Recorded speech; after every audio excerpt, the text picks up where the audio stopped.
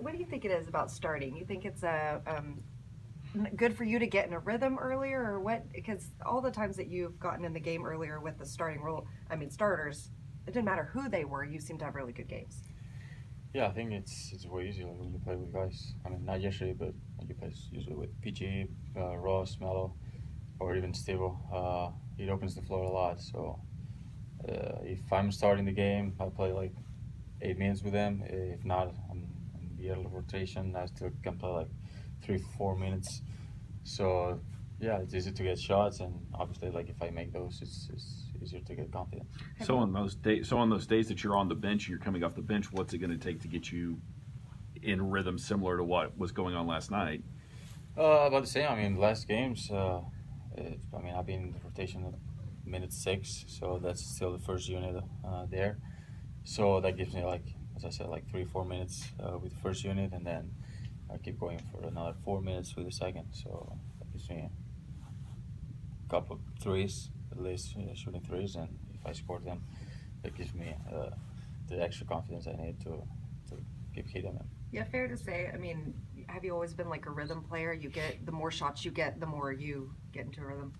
Yeah, obviously all the shooters I think Yeah. they are the same. So if I can get 10 threes a game, I will take it. Alex, as a team, you all had 40 free throw attempts, I think 37 three-point attempts, 31 shots in the paint. Not that many of those kind of non-paint twos. Why were you all able to generate those kind of high-efficiency shots last night? Just keep moving the ball. I think taking the deep paint is always important, and once you put foot on the paint, the defense is going to converge, and you're going to find the open threes. So the non-paint twos are also the with the lowest percentage shot on the game. So we have to take less of those and more like threes or in the deep paint. Alex, you're always going to keep shooting because you're a shooter, and you tend to have a pretty good solid to good three-point percentage. But what does it do for you when you're playing defense the way you are right now, and moving your feet and able to stay on the floor defensively the way you are? I'd say it's just about positioning. I just realized I was a little bit late on the rotations. I don't know why. Maybe it was not in the best shape or knee problems through the year. So lately I've been feeling way better. So I'm feeling faster, and I'm able to go and help my teammates when they needed to, and that gives my teammates confidence to help me when they need it.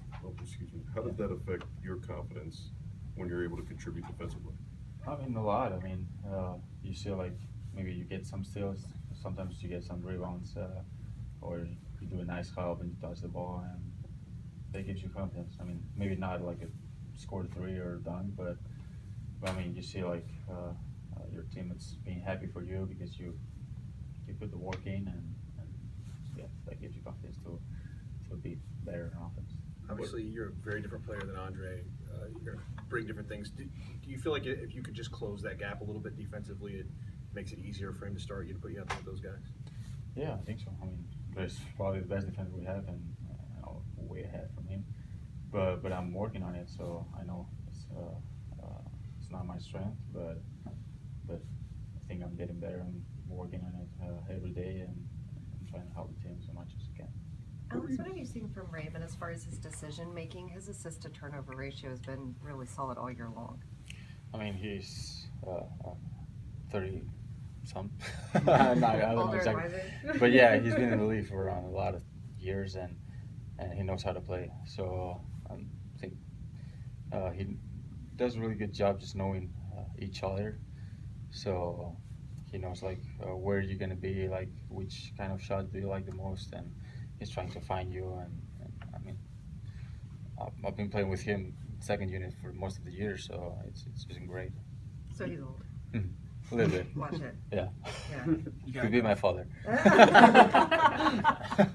You got to come back for Steven ripping on you at point guard? Nah, I'm not gonna say anything. Just he should not practice threes after the game. Just start practicing free throws. Kind of sucks. That three-pointer you took over Gasol last night was really deep. I mean, you probably didn't have time to think about it, but what was going on there? I mean, did you see him? I saw that three this morning, and I didn't know it was that good. And I thought like Mark was like further away from really close. So I think, I mean, at that part of the moment, they had a mismatch, so I knew I was going to shoot, and probably I just saw the rim. You, oh, sorry. No, Alex. no, just Oh, you've gotten some screens, or you've gotten some looks from three this year, while setting screens off the ball, and then you kind of flare out to the 3-point line and you get shots out of that. When you're catching and shooting in those scenarios, is it a little bit different from like an angle perspective, balance perspective, than when you're running off screens? Yeah, it's kind of hard because you're running not towards the rim. You're not running backwards most of the time, so you got to be like get deep a little bit more and use more of your legs. But still, like, I think that's one of the shots I practice the most on every day. So that's like easy shot for me.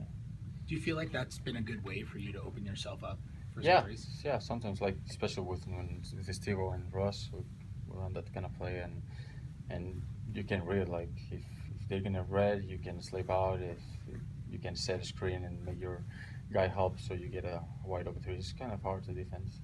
So I really like that play. Anyone else? Thanks, Alex. Thanks, Thank you, guys.